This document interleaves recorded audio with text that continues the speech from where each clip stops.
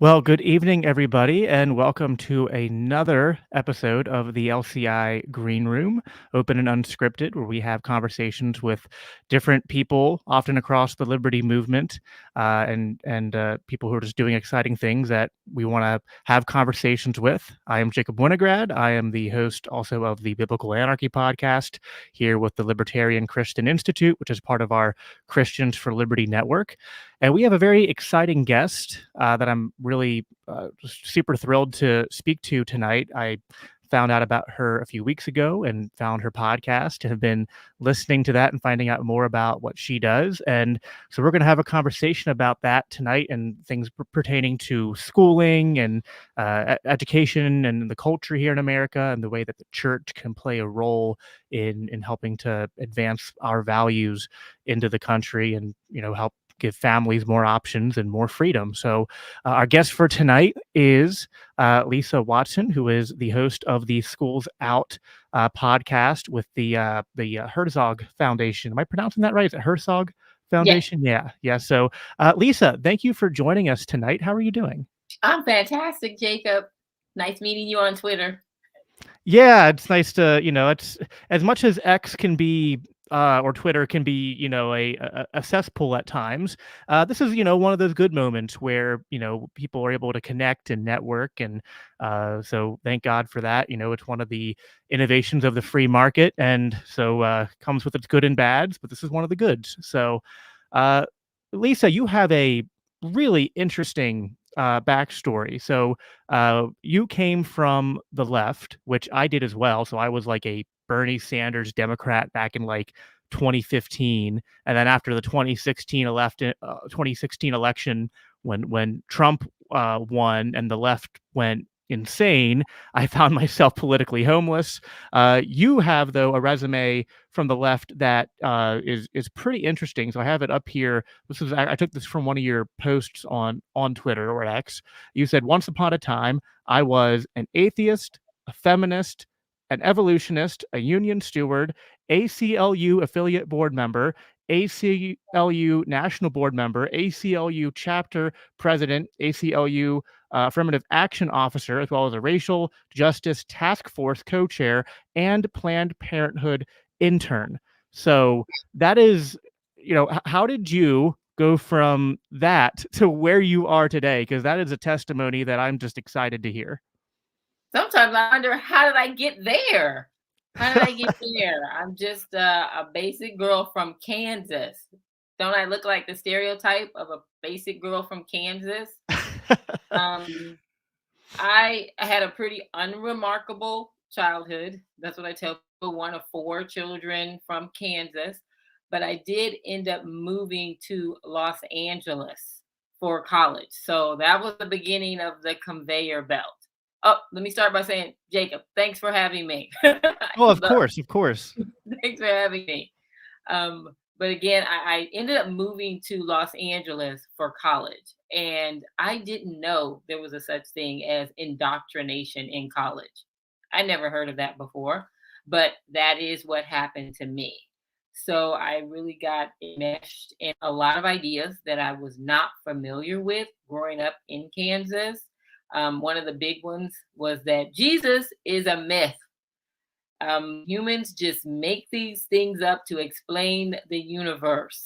And I remember this day where I was in shock because I never heard a grown up say something like that. They definitely didn't say that in Kansas at the time. And I was so perplexed. I thought, is he saying that Jesus is like Zeus and Apollo? And I was rattled. And that just Mm. began, that was the first domino to me going into a lot of doubt and confusion. I ended up moving back to Kansas City and graduating from a school here. And my senior year, I needed my senior year, I was doing work study at the Women's Center.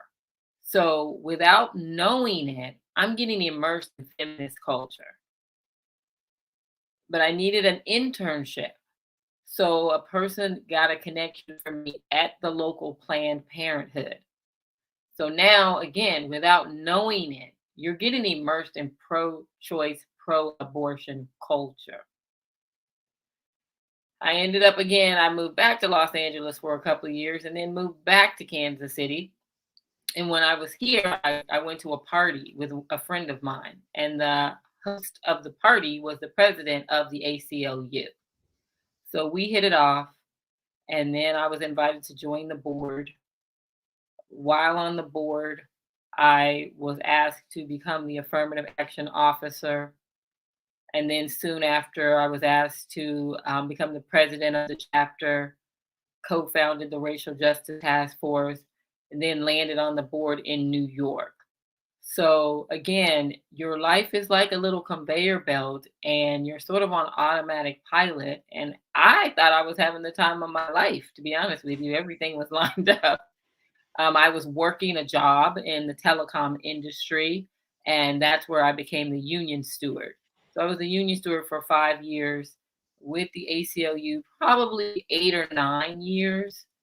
Um, everything was working out perfectly. I ended up having an experience, which people, I would have to say, a supernatural experience where I literally heard a voice, and the voice said that you're being lied to.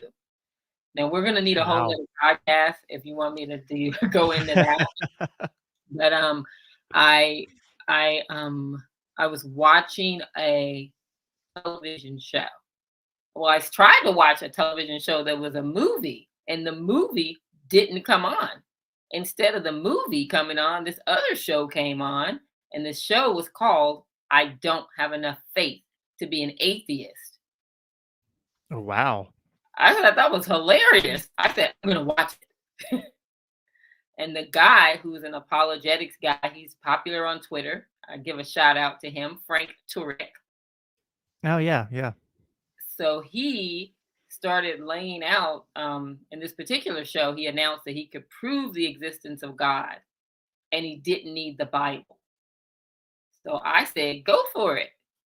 So he starts breaking down all of these um, hoaxes in science that were selling evolution, which I never thought about it as being sold to us, and the lies. And I specifically recognized some of those lies. So by the end of the show, I was bewildered and I literally felt dizzy. I felt lightheaded. And I had turned on the side of the bed, and that's when I heard the voice. And the voice said, "You're being lied to." It Wow. was crystal clear. And I'm wondering about all of the people on this show that he was talking about. He talked about Einstein, he talked about Hubble, he talked about hoaxes in just various evolution hoaxes that they had discovered years and years and years later. He talked about the lies that keep getting promoted in the textbooks.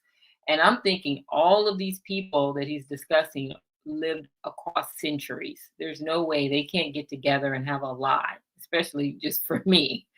And then the voice said that the God of the Bible is true. Jesus is his son. When Satan fell, he took a third of the angels, and they created all the other religions because they want to be worshiped. Well, I never had this thought in my life. And all I could think of was, I gotta look into this. And it just took me on this little journey. I tell people I went to YouTube University, just researching all of these, so-called lies. The algorithm will, once you start looking up one thing, it'll start telling you other things. And a lot of the things that it just started showing me were questions that I had, questions I forgot I had about the Bible, about Christianity, about Jesus, about the truth, universe. And I just slowly, without realizing it, was getting unraveled out of the lies.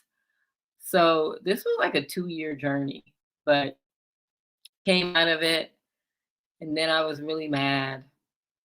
And I said, I want revenge. That's so mean. So now I've ended up in this other path with trying to tell people the truth, to not want what happened to me to happen to other people. So I was directed. The same voice is still directing me. I know some people think it's weird, but it is what the scripture says, that you will hear his voice. And so I got directed that I'm supposed to be in this school choice movement. And that Christian kids need to have a Christian education, which is what the scripture says. So once I started doing all this research, I was perplexed. I was bewildered that these are some of the first numbers I found, that there's 99,000 government schools. Did you know that, Jacob? That there's 99,000 government schools? I know that because I listened to your show over the last couple weeks. Oh, perfect. And that there's 330,000 churches? That's the Yeah, lowest number I found. I found some numbers in 450,000. So I went with the lowest number.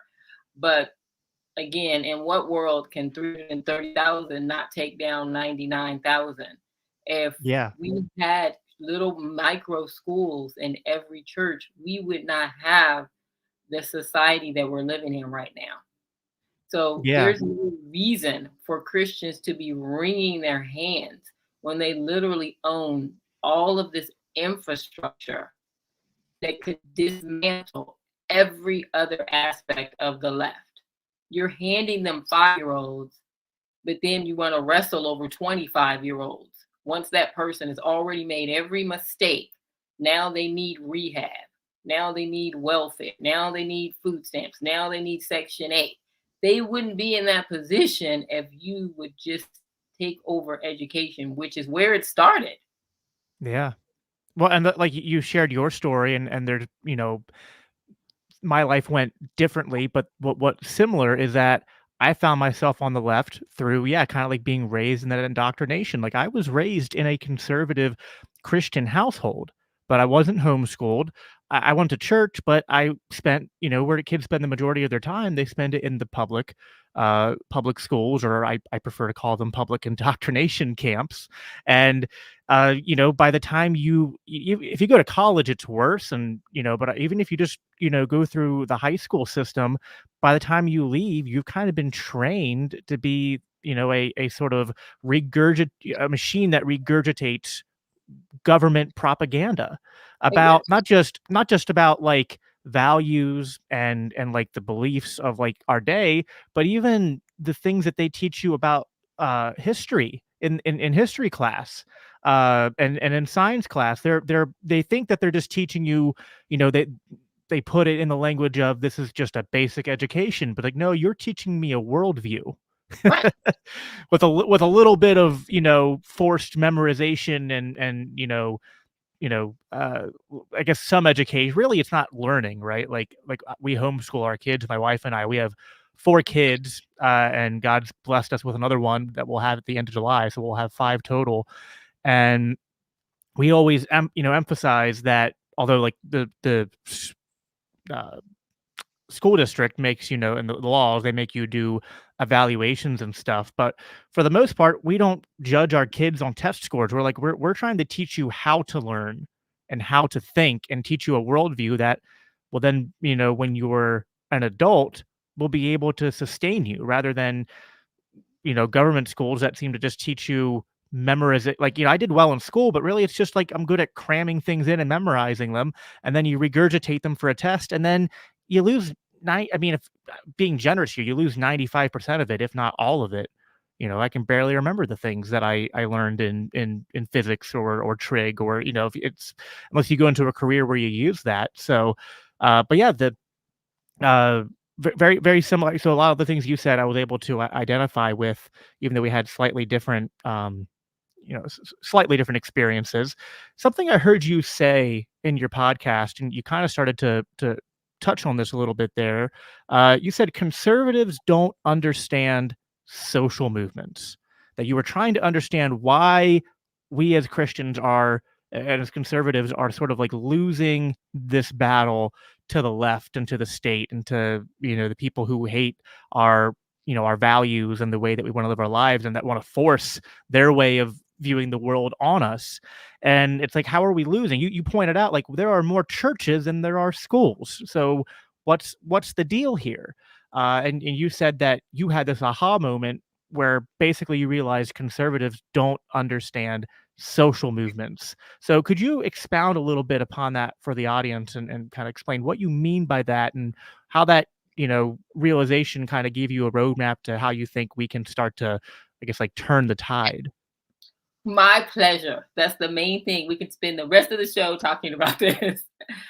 So I come out of the left, and I had a very minimal understanding of even what conservatives or Republicans or whatever this side meant. I literally sat down. I'm very methodical. I got a pen and paper, and I made a list of conservative issues. And I wrote down things like strong borders, Second Amendment, low taxes. And I started looking up local groups that covered those issues. And I quietly would go to their meetings and sit in the back. And then they would talk, and you would look at your watch and you're thinking, well, this is going to wrap up soon, and they haven't told us what to do. And so I'd be, which they never would tell you what to do. Then you would be walking in your car, and I would be thinking, what's the plan? What's the plan? They never told me the plan. So fast forward, I get totally out of the left. I'm fully committed to this side. And I finally realized this isn't, I thought I was in the wrong political party, that was the depths of what I was doing wrong. Well, apparently this has nothing to do with political parties. Political parties are nothing compared to what the real problems are. So now I start talking to people that are conservatives more. I didn't even know what they were missing. I know they weren't getting it. I know they would argue with me, but I didn't know why. Like, where were we having the disconnect? Until one day I had the aha moment and I said, oh, conservatives don't understand social movements. See, the social movement is the framework that the left uses to change the culture.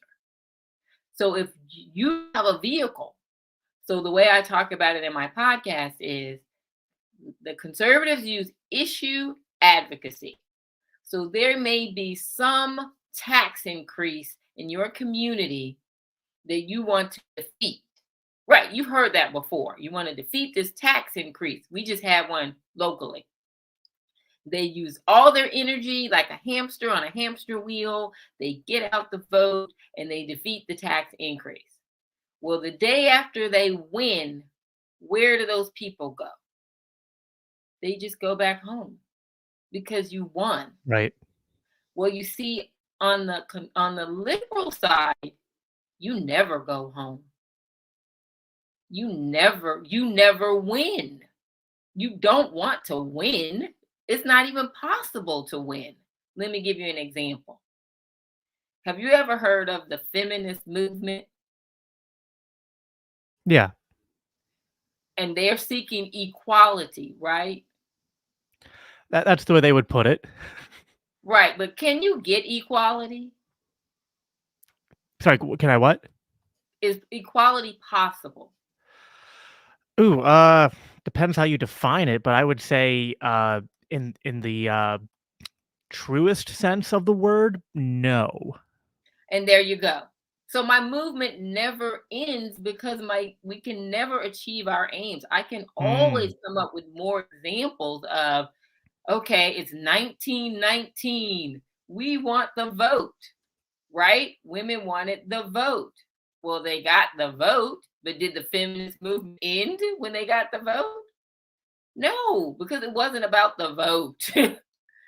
So the women that started the feminist movement are dead. We're on the third wave of the feminist movement. You really want a movement that you can hand down from generation to generation to generation. I can't hand down, we're going to defeat this tax increase from generation to generation to generation. There's two different natures to what you're doing. So once I knew, okay, this is a disconnect. How do I train people on understanding social movements? So that's what I'm spending most of the podcast trying to do. Train conservatives on the nature of what you're doing. Issue advocacy must go away. You have to build social movements. So you told me you heard of the feminist movement. Let me ask you about some others. Have you ever heard of the labor rights movement? Mm-hmm. That started in the 1930s. Have you ever heard of the civil rights movement? Mm-hmm. Yep. 1960s. The pro-choice movement? Yes. The climate change movement? Mhm. Okay, so give me your list. You've heard of Black Lives Matter movement, Right, yeah. marriage equality movement. Yep. Okay, so give me the list of the conservative movements because I just gave you 8 or 9. Each one of those has touched every aspect of our culture. They're global. Mm. If you're Yeah. not creating a social movement, you're not winning. The social movements are working 24 hours a day. They are manifested in the nonprofits, the colleges, K through 12, Hollywood, marketing, in your own home life. A lot of people are manifesting like the feminist movement. So, again, you can't win using your model. You don't have the right tools to transform the culture. So now, guess what I recognize in a particular candidate? First, let me give you the 7 characteristics first, real quick. I sat down and I wrote down like what characterizes a social movement. Number one, you need charismatic leadership. So if we're talking about the civil rights movement, you can think of Malcolm X. You can think of Martin Mhm. Luther King. Those are charismatic leaders. If we're talking about the feminist movement, you can talk about Gloria Steinem, and there was other feminists that meet that level. Labor movement, Cesar Chavez. Climate change, Greta Thunberg.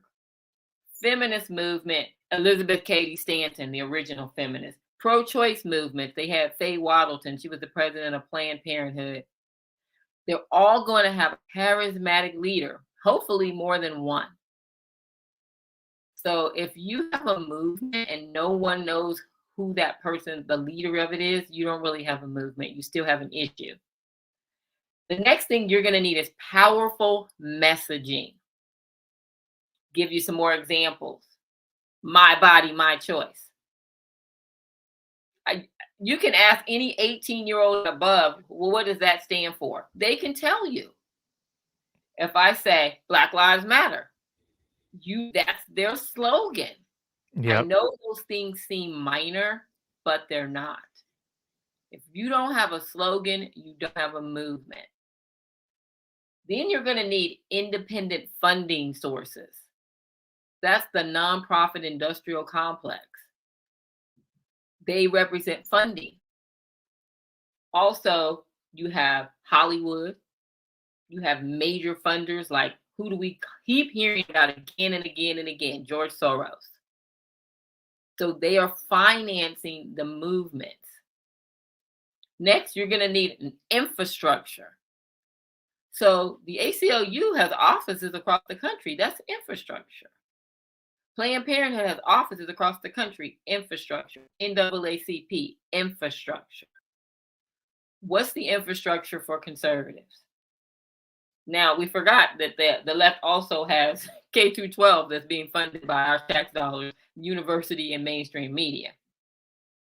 Another thing the left is going to do is they're going to leverage the power of personal testimony. The minute something doesn't go their way, you're going to start seeing everybody that's negatively impacted by this conservative policy. So the minute that abortion gets thrown back to the states, we're going to start hearing every story of every woman that needed an abortion was being denied one. You have to leverage individual faces to your movement. Then you're going to need an activist class. After that, or within some combination of this, guess what you're going to get? You're going to get favorable legislation.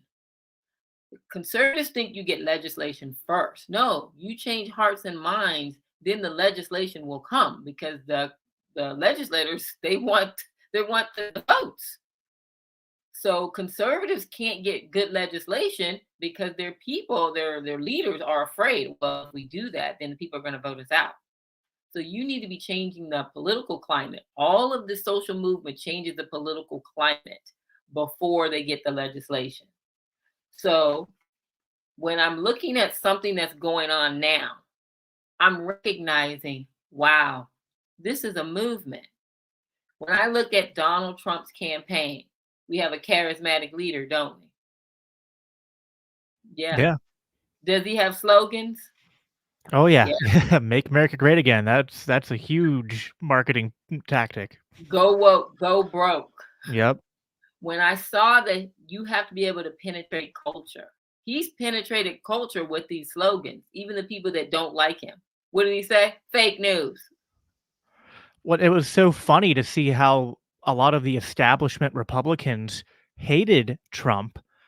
And I was like, and even if, you know, there's things that I would disagree with Trump on, but I was like, he's bringing to you what you have the conservatives have failed to have, which is a lot of things you're pointing out. It's like that's what attracted people to him was because he was he was a he was a fighter, he was a charismatic uh leader, and he was able to actually provide marketing rather than just kind of like, well, we want to reduce the corporate tax rate from Right. 42% to 35%. Like it's kind of hard to get people out to the polls when you're just giving them policies rather than giving them these kind of like rallying cries that make them kind of feel like they're part of something.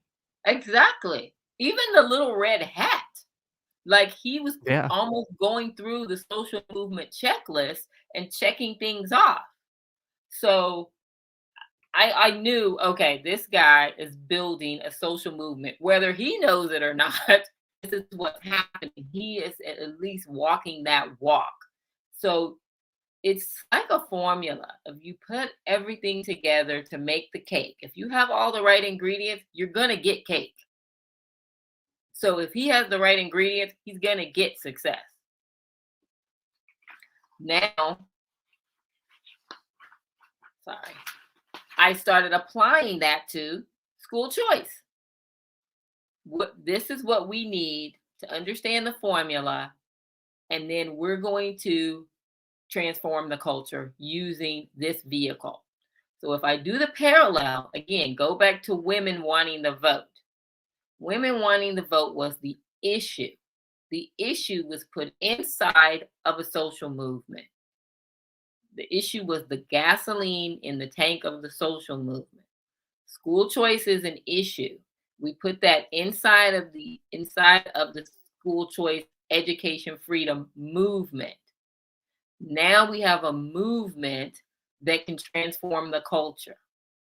So let me tell you how.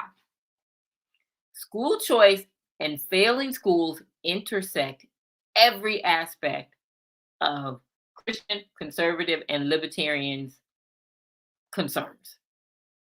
Libertarians slightly get on my nerves. We are very good at doing that, even with each other. I tried to be a libertarian. I'm so happy that you say you're a Christian libertarian because I kept saying you're not going anywhere without the morality. You can't just Oh, have yes, yes. unfettered, you can do whatever you want, and then I'm going to end up with the bill. Okay. So I've always said, and actually I stole this from Dave Smith, but I believe that I think conservatives need to learn a libertarian lesson, but libertarians need to learn a conservative lesson because I think libertarianism like would work on paper maybe, but I think in actuality, like libertarians don't understand. Actually, say conservatives don't understand social movements. Libertarians just don't often understand how society works and like just human psychology, and they don't understand how like a lot of libertarians are confused and think that like, well, if we want limited government, that means we should also embrace like a libertine social ethic and a culture that doesn't have personal responsibility and virtue at the heart of it. Like, no, like libertarianism needs those things if it's going to be successful. And I actually see a lot of that in what you're saying, which is like you're saying like we actually need to build a culture first through like a social movement, and the church is kind of at the root of being able to do that, and so um but yeah, I think this is something, that the school choice legislation is something where, this is like an issue coalition that I think, regardless of the disagreements that, exist between, libertarians, Christians, and conservatives, and there's overlap there, we should all be able to unite and work on this issue. correct. I think most people probably know what school choice is, but maybe just, if you wanna briefly kinda, just unpack, like, what that kinda legislation looks like, how that actually, uh, helps to provide people with more choices and more freedom, and then explain, like, why you think that this is really important and instrumental for, those of us who are kinda united in this banner of opposing the current sorta, like, leftist woke regime, why this is kind of, fundamental towards unraveling that. Okay, so I'm going to ask you a question. It's funny. Um, can you tell me the most popular episode of I Love Lucy? 90% of people get it right, so don't worry about it. Oh gosh. I've only watched a few episodes of I Love Lucy, unfortunately, so I don't think I could even remember any of them. Okay, 90% of people say The Chocolate Factory. Are you familiar with that one? I'm not, unfortunately, no. And you weren't homeschooled. Okay. I was not homeschooled, unfortunately. I'm a first generation homeschooler, me and my wife and I. Okay, well, in the episode of Lucy and the Chocolate Factory, her and her best friend are working in this chocolate factory in front of this conveyor belt.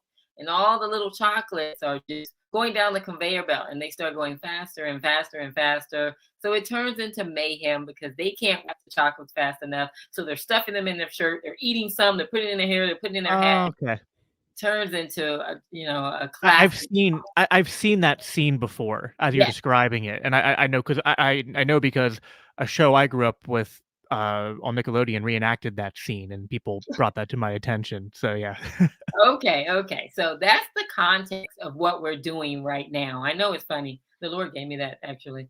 I didn't know he watched TV, but okay, he knows all this stuff. So he said that that's conservatives and liberals. And I thought, what? So conservatives are Lucy and Ethel. They stand at the end of the conveyor belt. They're trying to grab all the chocolates. They're trying to deal with gay marriage. They're trying to deal with gun rights. They're trying to deal with free speech. They're trying to deal with censorship. They're trying to deal with welfare. They're trying to deal with open borders one by one by one by one. And guess what? You're never going to catch all of those chocolates. You're just exhausted. And then he said, liberals, they're the conveyor belt. They don't have to do any work. They can go to bed at night. Oh As gosh. long as the government schools are a conveyor belt. Yes. They have 50 million chocolates. You're never going to get them all. Let that sink in for a while, viewers. You're never going to get them all. Isn't it easier for somebody just to go over to the wall and shut off the conveyor belt? We start building our own schools, we're shutting off the conveyor belt. Hmm. So stop thinking that you're going to get the Bible back in schools. Are you really telling me you want to put the Bible in the hands of all the teachers? This ain't the 1950s. You can't give the Bible to those people. It would just become a mockery. It would be worse. Hmm. So why do we want to keep getting the Bible in schools? Why don't we just get the kids in the churches? Hmm. Conservatives are willing to do everything they can to not have to take care of their own kids. Yeah, that's something that really, uh and listen, like, I understand that there are logistical challenges to getting your kids out of public schools, but when you just sit and do the math and think about the total amount of hours that kids spend with teachers and then the kids that are in that environment with them versus their own parents, it's truly mind-boggling. And then it's sort of, I don't know who coined this phrase, but I've heard it before. Like, people keep acting surprised when they give their kids to Caesar to raise them, and then they turn out Roman. Like, it's right? Yeah, I post that. I heard the same thing and I've stolen and I post it all the time. And I am flabbergasted by the amount of pushback I get and the exasperation that people seem to have at the prospect of you're gonna have to raise your kid. I don't know Yeah. what your thoughts were when you brought him home from the hospital, but They're gonna have to stop making those videos. My best friend, she made that video, the first day of school video, where she's jumping up and down with balloons and confetti after her kid goes to school. So I'm like, those are gonna have to stop. Okay. You're either gonna have to homeschool or we're gonna have to build, and we can build a network of micro schools where kids can get a little more customized education, because right now they're just in these warehouses. They're not being noticed. The only ones being noticed are the ones that are in trouble. And I just don't feel like people feel seen um, in this environment. Yeah. So, okay. So if I'm going to go into my sales pitch, which you think I've been in it the whole time, but no, I'm going to go up another level sales. So for my libertarian friends, of which I have few, this is crazy. School choice is the only government program that shrinks government. So I thought libertarians never met a tax cut they didn't like. Mhm. So school choice is a tax cut.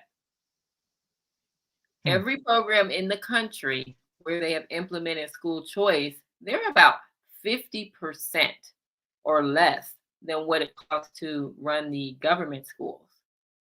So if you want a tax cut, vote school choice. Now, every libertarian I know is for school choice, so I don't have to sell that piece of the puzzle. But I do need them to connect the dots between every other government program. So we're not only financing state schools at 2 to 3 times the cost of school choice. Failing schools intersect with crime.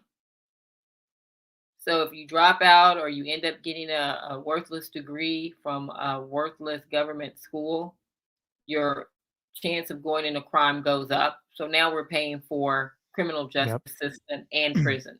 Yep. So school choice is a tax cut as far as what we pay for prisons. School choice is a tax cut regarding what we pay for the welfare state.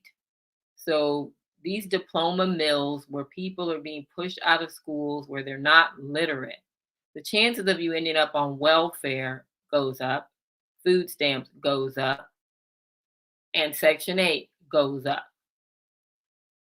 The chances of you ending up um, in a not getting married goes up. So now the fatherlessness epidemic, which feeding into again all of these other problems, goes up. Patriotism is going down. Obesity is going up. Abortion is going up. So there's this huge intersection between the issues that conservatives, Christians, patriots, and libertarians say they care about. And the root of it is failing schools. There's Right. no morality training coming out of the government schools. Right. So So it's like a vicious cycle. Like the terrible schools, which already are funded by tax dollars, create people who then become, either involved in crime or live in perpetual poverty, in which they're using more more government programs and more welfare, and then just further increasing the amount of government spending, and then increasing the state's ability to justify it's like, oh, we need all these programs because people can't take care of themselves, even right, though it's like it's sort of like the state is intentionally kidnapping people, crippling them, and then throwing them out into the world, and then correct, saying like the state it's the classic. Libertarians should understand this. It's like the state creates a problem, and then the state goes, look, we're the solution to the problem we made. right. And so all my libertarian friends for the last decade have poured all their energy not into school choice, but into legalizing weed. So how am I going to get on board with that? Where I'm like, I don't need more weed. That's not solving any problem. Your like who was really harmed by that compared to the numbers that are being harmed by failing government schools, obesity, failing marriage, welfare, prison, abortion, birth control. how did they end up where the weed was going to be their primary emphasis for a decade? So I'm like, I gotta walk away from this because it's getting on my nerves. Yeah, I mean, I would say, like, I do think it's good to this is a little off topic, but since you brought it up, like, I do think that the war on drugs is largely a failure and doesn't actually decrease, I think, in a meaningful way, the amount of people using certain substances, and then we have a problem of, like, putting a lot of nonviolent people in prison, which only bloats the amount of money we're spending in prisons, and then that actually, I think, worsens the crime problem and gives power to the cartels. But what I will agree with you on is that libertarians are bad at marketing that issue. It's like, I think there's a good even, like, a good conservative argument to be made that the war on drugs is just not a good government program. Listen, But I was a liberal making that case. right, That- but libertarians are often making the case be like, "No, we wanna legalize weed because we wanna," they're promoting that libertine sort of, yes, like, we social want to ethic be again, and high. that is terrible marketing for what is fundamentally, I think, the right policy idea, but, that's why, the work I try to do in the libertarian movement with LCI, and I've also been involved, like, in the past, I was a state organizer with the Mises Caucus, and I've always tried to I don't know, do damage control with the public face of libertarianism in that way. Well, I just want people to not want to be high. So now I don't have a weed problem because I'm desire to be high. If Right. people are coming out of school and they are driven and they want to jump into our free market system because they understand how it works and that it's the only system that has lifted millions of people out of poverty, that guy, he ain't trying to be high all the time. He's Exactly. Like these two things work together. Like we can end the war on drugs, but then we can also say, you know what, like we need to also get our kids out of these public indoctrination camps because not only does that make them more likely to embrace values that will lead to drug use, which as a Christian I'm not really uh, for drug use unless there's a specific medicinal reason, which I think there can be for cannabis and whatnot. But in general, it's not something I would promote. But yeah, I think you're spot on there. That if we get people out of schools, we give them an actual good education that gets them into the free market all like they start hitting the ground running in the free market because they have skills and they have a good education, then yeah, they're driven, they're financially successful, they're a lot less likely to fall into all sorts of vices and pitfalls, I think. exactly. So I don't want the show to be hijacked by the weed conversation. Yeah. No, This but is my yeah, it's my own personal thing. It's I irritating. get it. If I go to another libertarian meeting and that's what's going to be the topic, I'm like, no. At least, I mean, then you get the libertarians that wanna, "We need to privatize the sidewalks and abolish driver's licenses." I'm like, "Guys, please read the room." Later, later. Yeah. But yeah, no, so and one of the things that to get us back on, topic here, the, there's a way now, some libertarians, not a lot, some libertarians are adverse to Christians and conservatives, and so they might not like this idea, but I think this idea is brilliant, and you kind of foreshadowed this when you talked about the disproportionate amount of churches to the amount of schools. Because some people might go, well, I can't homeschool, or I don't have the means to, I don't have the skill set, and private schools are, even if we have school choice vouchers, depending on where you live, they might not pay for it. But your idea of micro schools in churches, I think, is incredibly fascinating. And honestly, I've never heard anyone pitch that idea before I encountered you in your podcast. So um I'm curious, like, is there I would assume you'd probably know this. Like, is this happening already? And do we, like are these churches, I mean, a lot of churches are, like you said, I think, like, they're unoccupied over 90% of the time. So, if we could get you know, a movement of these micro schools being built, making sure the school vouchers will go towards them, and then people would be able to not only have another good alternative to the public schools, but then also, like, I think that's a way to get Christians more involved in helping to be more involved in the community too, because it's not just going to be members of like that church necessarily going to that micro school. So that gets Christians engaging with their community more, which I think is, from a Christian level, like I think that's also a win. Exactly. It's also a win. It's a win-win. Okay. So let me be clear because I'm used to all of my objections. I have a whole list of the objections I get when I talk to people. I get the pushback from conservatives. I don't get as much pushback from liberals actually. So let's take it piece by piece. School choice is funding. The perfect school choice program is what's called money follow the child. So each child represents a dollar amount, and those parents just take their little coupon into the marketplace and they shop based on what's available. So if you wanted to buy a house that didn't exist, guess what? You can't buy that house. You got to buy your house based upon what's on the market at that time. Your dream house may come on the market 5 years after you bought a house. Guess what? Too bad. So you get your little coupon, you go into the marketplace and you shop. I call it a buffet. So when you walk into a buffet, there's many different choices. My preference and what I am advocating for is churches to open schools. But I have no power to stop a non-Christian from opening a micro school in a building that they rent, right? That's the libertarian way. So we're gonna have agreement on this. We're gonna intersect. The school choice funding would be able to go to competent adults who go into the marketplace to start a school. Now, here's some great numbers. Since COVID, 600,000 teachers have left the government school industry. That's according to the Bureau of Labor Statistics. 600,000 teachers have walked away.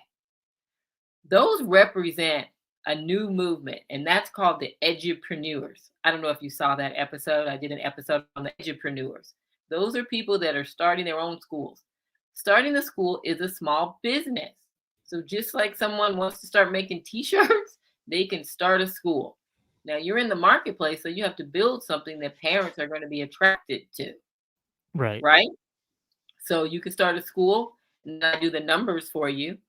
On the low end, the state may be offering about $5,000 per student. That's a low end. You get 50 kids, which that's a very small school, 50 kids. Then you're going to get a $250,000 budget to manage your little micro school. And that's very doable. On the higher end, I use Florida. Florida's giving $8,000 per student. So the funding that could flow into a church, they already have the infrastructure. They already have the building that's sitting there empty 90% of the time. They already have little rooms there. They usually already have a little kitchen. So most churches are already halfway schools. So this isn't going to be a big lift for a Yeah. church to start a little micro school. They typically already have people that come there once a week. And those people usually have little people that represents potential students. So this is not a complicated puzzle to put together. Does that make sense? Yeah, I think it makes perfect sense. I mean, I even know like there's a lot of churches that they used to even have schools attached to them, and those schools aren't even being currently used. And like those are like perfect. Like there's already classrooms set up and spaces that are completely usable. Or like the other day, I mean, just like people start their own daycares, people can start their own uh, you know, little home. I mean, you already have like homeschool co-ops, but you could like go like I don't know, like a step above that, which I guess start your own little micro school. And it can be a church or it can be I mean, it's the free market, so it can be almost anything you can imagine as long as people think it's a good idea and they're like, "Hey, yeah, you've convinced me that this is a good investment for my money and to, put my kids in." So I Correct. think and right now people don't that's the beauty of like you said, school choice is a tax cut. It's also like it's providing competition, which, Right. for as much which and I feel like the left used to be in favor of school choice, but now I think, that's becoming increasingly rare, which is funny to me because when I was on the left, that was something I'd hear all the time is like people need more choices and monopolies are bad. And they talk about, how bad corporate monopolies are. It's like, well, yeah, corporate monopolies can be harmful. Like, but what about like public monopolies that are essentially, not that indistinguishable from corporate monopolies? Oh, they're Um, very indistinguishable yeah, because corporate monopolies lack one thing. They don't have force. Apple can't make me buy their phone. It's the complete opposite. You find yourself sleeping on the sidewalk for 24 hours to get that new phone. Not me. But that's a completely not a monopoly, but that corporations are 100% different than government because government has the power and the ability to use force and to tax you. yes, So the government schools are failing because the nature of government is failure.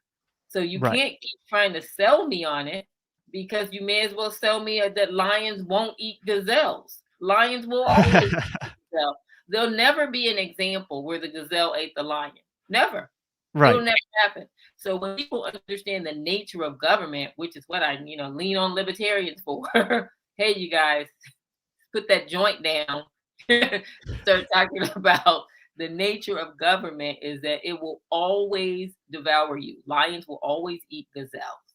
Right, So and then if you don't and then because of that, the incentives become if the government schools don't have to compete, it's like, "Hey, everyone that's in this region has to come here." Well, then there's no market force on them that acts as a check to make sure that they do a good job or that they, the whole idea of free markets is that we believe that it is free markets that help to properly allocate the the use of scarce resources because you have that competition which creates the ability to gauge what demand is and what's working and what's not working and you know supply and demand and whatnot, and that doesn't exist right now in most states that don't have anything but the government monopolies except for the I guess like people who are wealthy enough to just without any assistance at all pay to put their kids in private schools or homeschool. But for a lot of families, and this is only made worse when the government prints money out of thin air, like they have over the last three years, going on 4 years, and make everything three times more expensive. It becomes even harder then for people to try to find a way to get out of these systems. So I mean, uh, I think it's an easy sell for Christians, but do you get much pushback from conservatives or Christians in terms of like why they would think this isn't a good idea? yes, Or what is that pushback? Because I don't understand I what it didn't would look like. understand it. I had been warned that it was coming, but it didn't make any sense. So let's start with the first one. I get pushback from homeschoolers because they feel that the homeschools will come under government authority. Okay, yeah, I've heard that towards private schools too, that they think that the school choice vouchers will be, but I think most of the current legislation that's either been passed or that's on the table have provisions in there that specifically prohibit government, interference or regulation of homeschools and private schools. I think the Correct. only I think there's a couple that on I was listening to your conversation with the people from uh was it Kansas, I think, and I think they said that like one of the laws didn't have provisions for either homeschooling or for micro schooling. So I mean, there's improvements that can be made, but in terms of like, I guess there's better or worse versions of the legislation, but the stuff that's on the table right now doesn't come with any government interference, it seems. Correct. And that it all comes down to again, you just write the strongest bill. Whatever your concerns are, you write those protections into the bill. And I mean, we're not going to have perfection, and we certainly don't have it now, but that is an example of some of the pushback. The same with the Christian schools. Now, where they leave off is these schools are already in operation, they're already not getting government funding. So they can just continue to do what they're already doing. If you want to be a school that takes no funding from the government, you can do that. There's no one Right. forcing you to take the money. So it's sort of a straw man, but it is a pushback that I get. The Right. other pushback was a farce from the beginning. It was literally hilarious. But that one was the plan to take over the government schools. I got that one a lot. They had a plan. You've heard this one. They were going to take over the school boards. And then they didn't even know that the school boards don't even run the schools day to day. Um, One of the benefits that came out of my background, and I know why the Lord sort of tapped me for some of this stuff, is remember I was a union steward for 5 years. So I know what union contracts look like. And I understand they are written, they are designed, they have been perfected for about 80 or 90 years to thwart the enemy. They are written in a very convoluted way where it's difficult for you to penetrate and make changes. So if you want to say you're going to take over the school boards, and I had this conversation with someone and I said, I want you to imagine a wheel. And the wheel, like a Ferris wheel, it has nine little seats. The way they wrote the union contracts is that three of them go off 1 year, and the next three go off another year, and the next three go off another year. There's a reason behind that. Because even if you could sort of get three people to run in 1 year, you wouldn't have enough power to make any change. So now you're going to need to have another three people run the next year. And then you're going to have to assume 100% of your people won both times. So now you got six people on. So maybe you can make some change. But guess what? Next year, three of yours went off. So you're constantly in this hamster wheel. Hmm. So your job is not going to be education. Your job is going to be perpetually finding people to run for school board. Right. Right. Multiply that wheel. So imagine that Ferris wheel. There's 13,000 school boards in America. So you're about to be trying to manage 13,000 Ferris wheels. That's ridiculous. But again, they'll do anything not to have to just raise their own children. Right. And then there's also, I guess another short-sighted, you know, c problem here with that approach is that it's still ultimately like it's like trying to reform.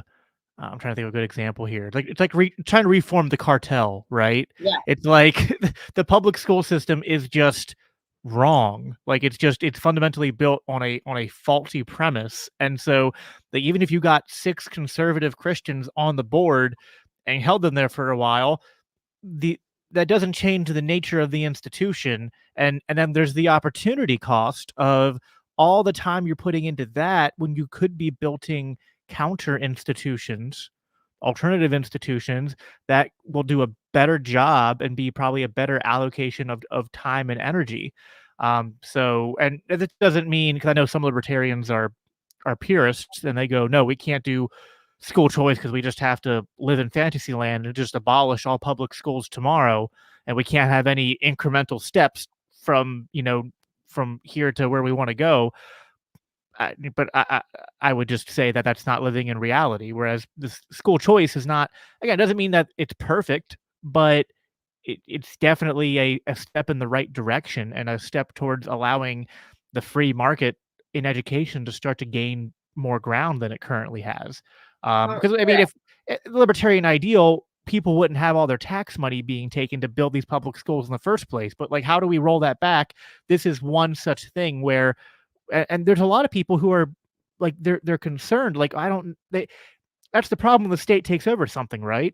They take it over, and then after a long enough period of time, people can't imagine how do we ever educate the kids without the state? right? It's like, how did we ever have charity or welfare without the state? How did we ever have security without the state?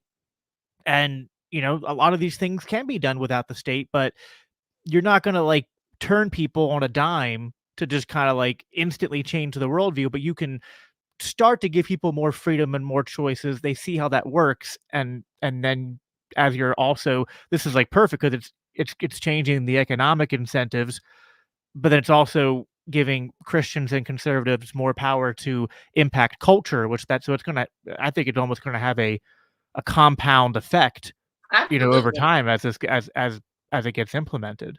Absolutely. I mean, the scripture says that we're perishing because we have a lack of knowledge, but that word also means vision. So when I'm talking to conservatives, they can't imagine not having the government schools. And that took me a while to absorb. They can't imagine it.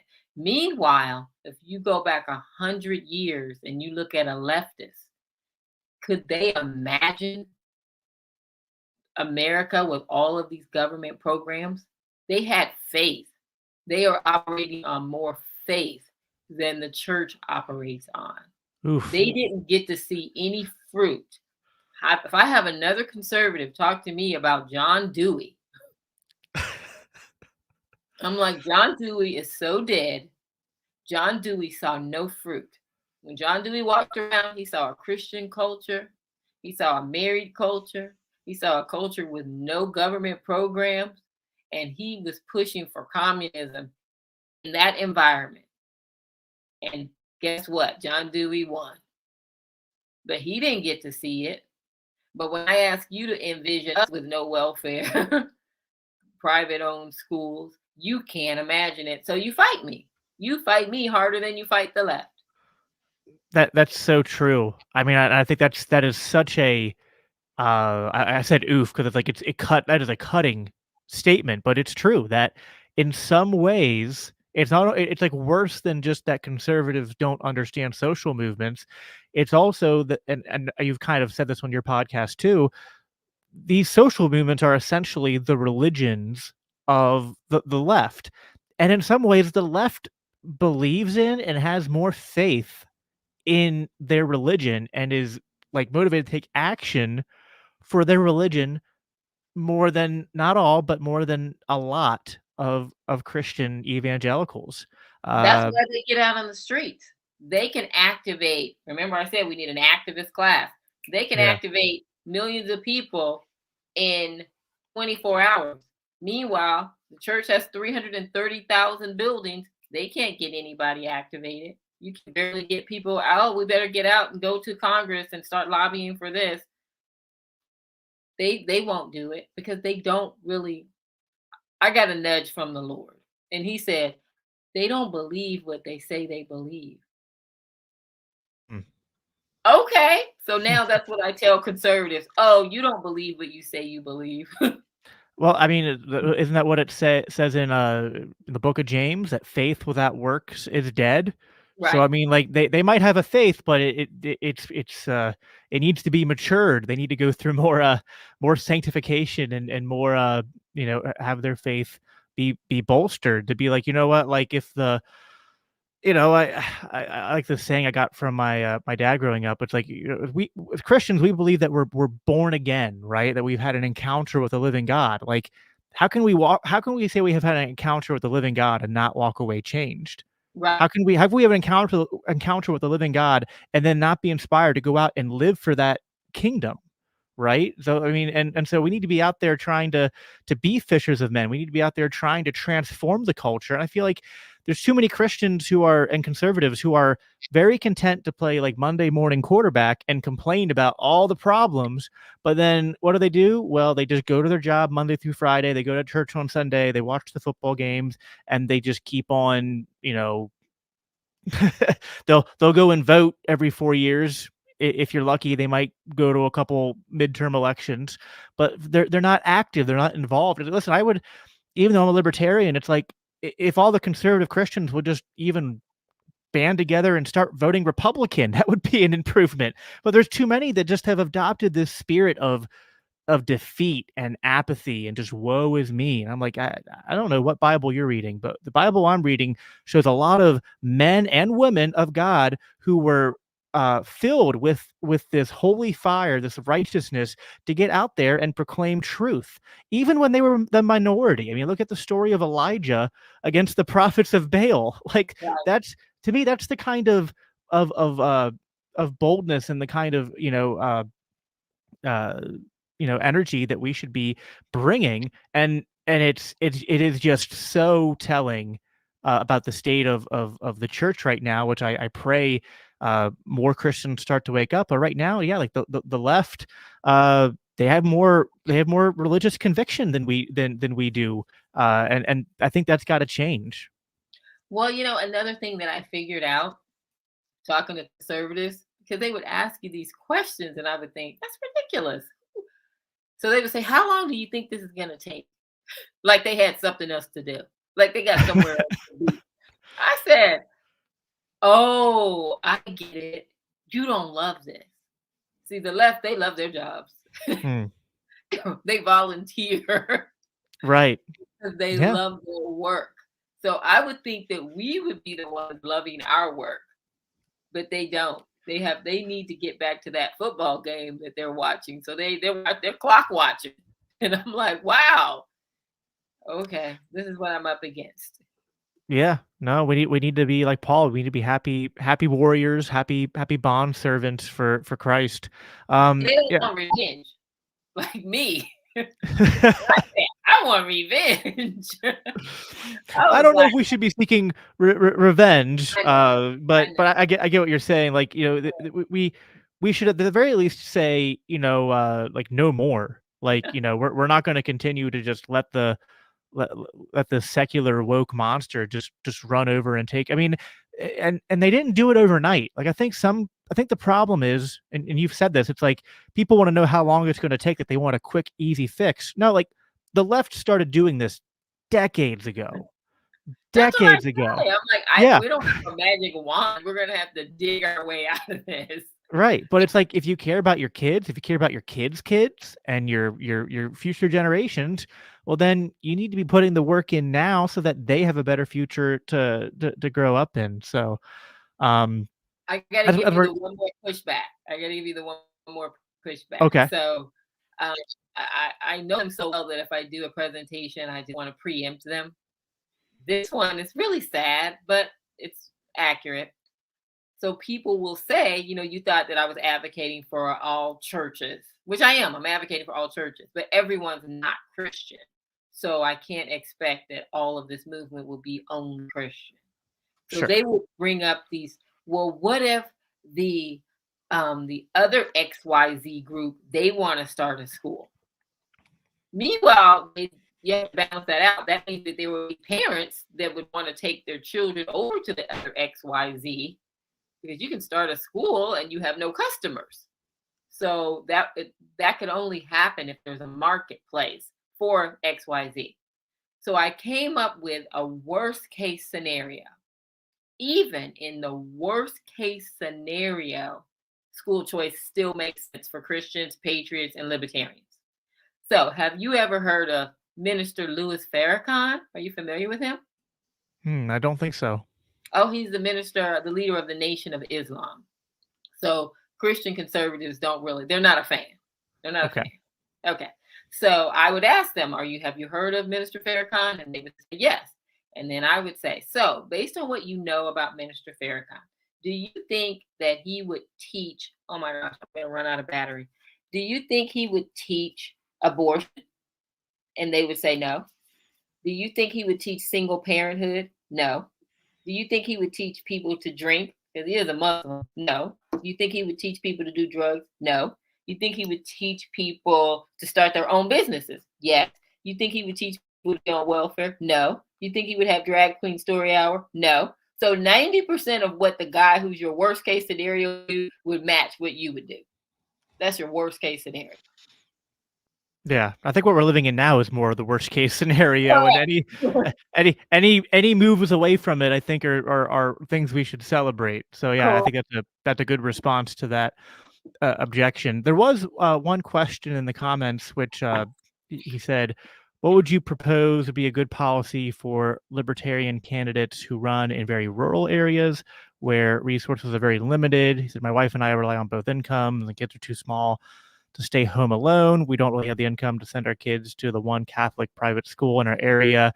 What are some, because in urban areas versus rural areas, this is going to look different. What are some ways in which people who are in rural areas can, find ways to, because that's one thing I really want to also help people do. I know your work and what Herzog does is focused on this too, is to help people find the resources to be able to actually find ways to get their kids out of the public schools.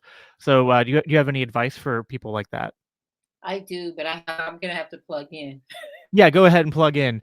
I'll take a while she's getting her phone charged back up and coming back because she said her device was dying. I'll just again remind people that if these kind of conversations are the ones that you like to hear, you like that we bring these different guests on, have different conversations about things pertaining to liberty, pertaining to our faith, pertaining to how we can push these things into our society and be good advocates for the kingdom of God and for increasing human flourishing. This is all the stuff that we do and we focus on as the Libertarian Christian Institute, and so we of course depend on your donations, on your support. If you can't make any donations at this time, even just sharing these videos around on social media with your friends and family is of course a big help. And also, if you are able to contribute any amount, if it's a $5 gift here, $10 gift there, we appreciate that. If you're able to contribute at $10 or more a month, then you're able to become a LCI insider, and that allows you to get access to a lot of perks. You get actually free copies of our book Faith Seeking Freedom, as well as some other free ebooks and goodies. You get to have monthly meetings with the hosts and staff at LCI, such as I. So yeah, if you haven't checked that out, please do that. Also, make sure you subscribe to this channel and our feeds, wherever you're watching. Lisa, you back now? Yes. Good, good. After I just got done filibustering there for a little bit, yeah. So the question was basically like, for those living in rural areas, what advice do you have for them, and just for parents in general who are like, I really want to make the switch, but we don't have school choice yet. Is there anything we can do to get our kids out of public schools? Okay, well, specifically for rural areas, actually a lot of data that's coming out on that now and how is school choice impacting rural areas. Most of the numbers are coming out of Florida. And what it shows is that the number of rural schools in Florida since they implemented school choice, they've doubled. So the rural areas do Wow. respond to the school choice funding. Number two, the homeschool co-ops seem to be the best area for rural areas because, again, the whole of America is dotted with churches throughout the rural areas. So if you just work with your own pastor and you can get literally free, is quality. I'm sorry, I know for a fact, Ron Paul, the former congressman, Ron Paul, Yep. libertarian godfather, has a free homeschool curriculum. If you can afford a flat screen TV in your rural school, you can bring in rural free homeschool curriculum from Ron Paul. Just a shout out for Ron Paul, okay? And Eh, there's uh, tons of Ron great Paul resources. is the perfect intersection for all of us, for Christians, libertarians, and conservatives, right? Oh yeah, he was instrumental for me. I started going to those meetups that he was having when I was coming out of my cult. So that's the best answer for the people who are living in a rural area. If you can work with some other families and you guys can rotate the responsibilities. So you're bringing in free curriculum. Then I have this other idea, and I hope people start using it. I call it like Legos. I just made up that name, Legos. And At one point, the Lord literally told me that the yellow pages are my teachers. Again, I don't know what he's talking about half the time, but it comes through slowly and surely. That the yellow pages are basically free teachers. So you could call up someone, your local barber, and say, "Can you come in and talk to the kids about how you started your business?" He would love to. It's only one little afternoon out of his life. And then the next day, you call a doctor, a lawyer, a car salesman, a real estate agent. All of these people are just resources in the community. They never get tapped. This is something kids are actually interested in. Do you think that a little boy wouldn't love the car dealers to show up at the school with a new car, talk to them about what he does, how do you buy a car? And then I was struck when I thought most people don't learn these things until they're actually doing them. It might be Right. a good idea to learn them before you do them. So Right. if someone could come in and talk about credit, how do you buy a house, bring in wedding planners. Literally, the yellow pages are your teachers. You could easily imagine the yellow pages. Then imagine you have school 180 days. You don't think there's 180 people that you could tap, even in a rural area, that would come and talk to your kids and they would love it every day? Yeah, no, that's I think our homeschool co-op has done stuff like that before, and yeah, it's that's a fantastic idea, and yeah, there's usually homeschool co-ops somewhere within your area. So like, go to Facebook, go to social media, call different churches and stuff.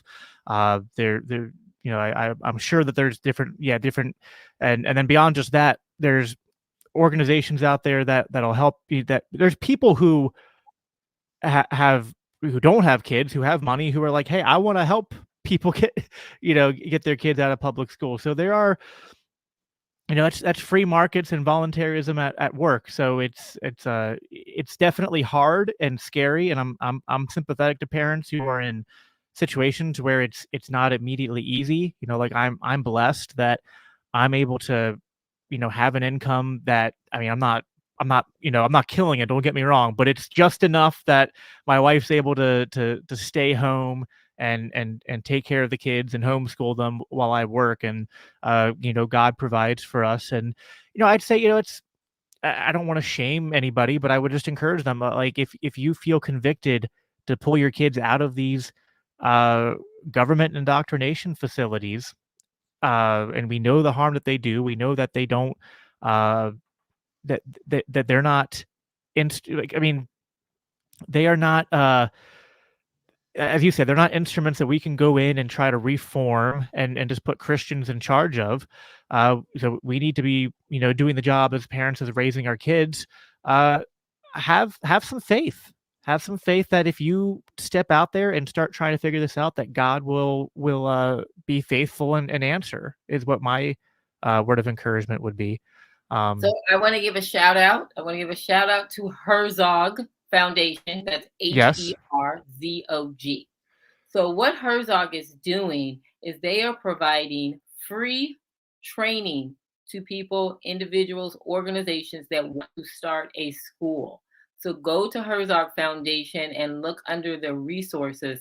That particular program is called School Box, and it will walk you through how to start a school. They also have a new program they just launched for homeschoolers. And for parents who are a little hesitant, there's another podcast on the Herzog Network, and it's called Making the Leap. And it's a couple. Listen to the first couple of episodes, and they walk through their process of pulling their kids out of government schools, placing the kids in a Christian school. So it's really interesting, and I want everybody to hear that. And at the very least, take the free program on how to start your own school. yeah, that's awesome. Like I said, there's Herzog, there's the Ron Paul homeschool. There's so many, there's so many things out there that of resources that are available at your fingertips.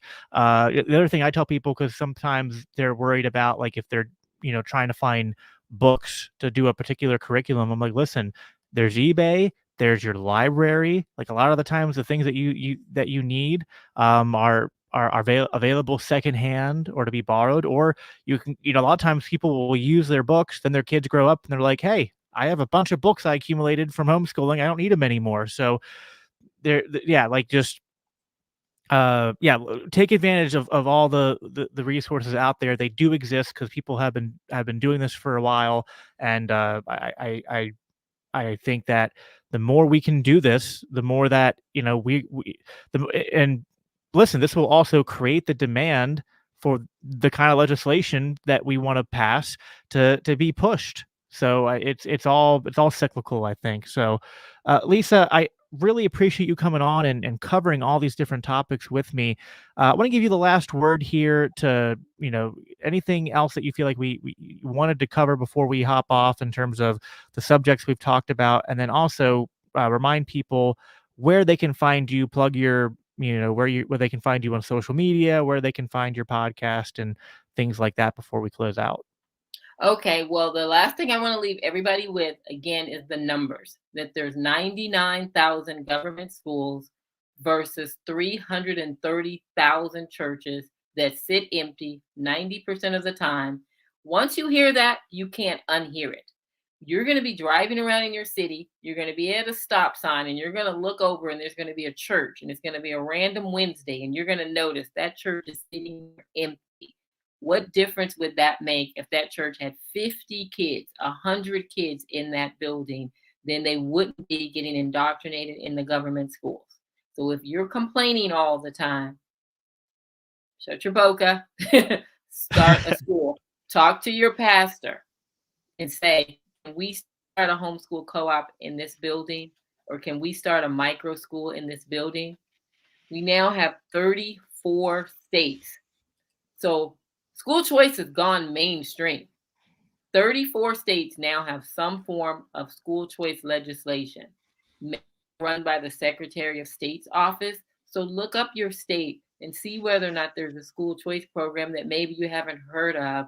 If there isn't, make a phone call, start pressuring your legislators to pass school choice legislation. You really want money, follow the child. It doesn't matter. Please don't get caught up in this drama about whether or not it goes to wealthy people, because wealthy people drive on the highways. They pay taxes. So they should have a right to the same programs that anybody else has a right to. I don't think this is something that should be means tested, because people are paying property taxes, and you should not have to pay for property taxes and pay for the school that you don't use. Number two, the podcast is called Schools Out, and it's on the Herzog Foundation website.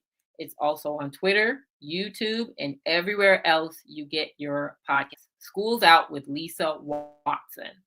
On Twitter, I'm Watson Speaking. WATSON Speaking, SPEAKING. Look at you. Perfect. If anybody wants to talk to me, I want to do all podcasts. I want to talk to every Christian in America, and then they open a school or get behind school choice. Since we have an election coming up, Yeah. vote school choice.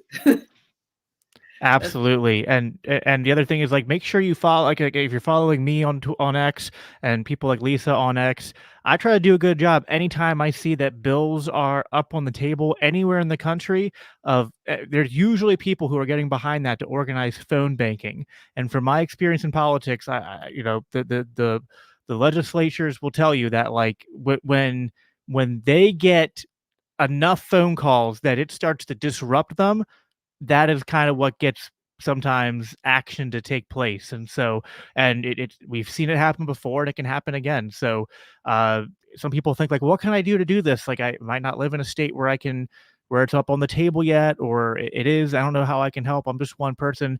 Phone banking is such a, it takes 10 minutes, call, you don't get something, leave a voicemail.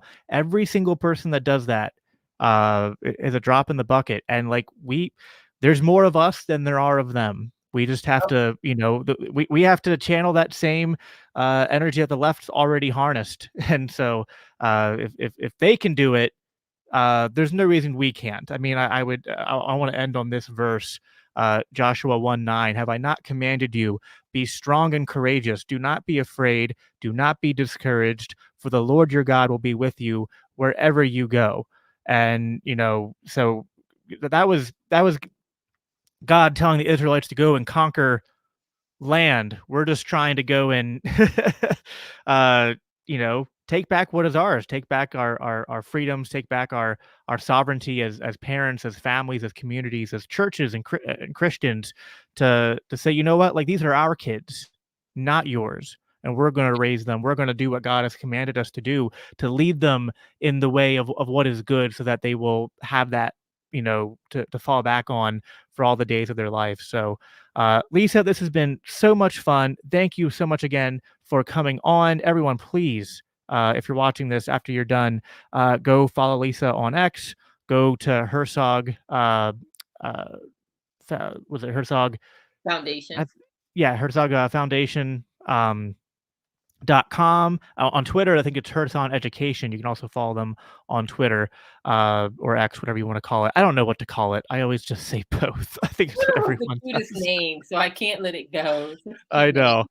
I know. But yeah, please follow them, because I've very much enjoyed Lisa's podcast, and I plan to check the rest out as well. But that is all we have for you today. So I'll let you guys go. As always, remember, live at peace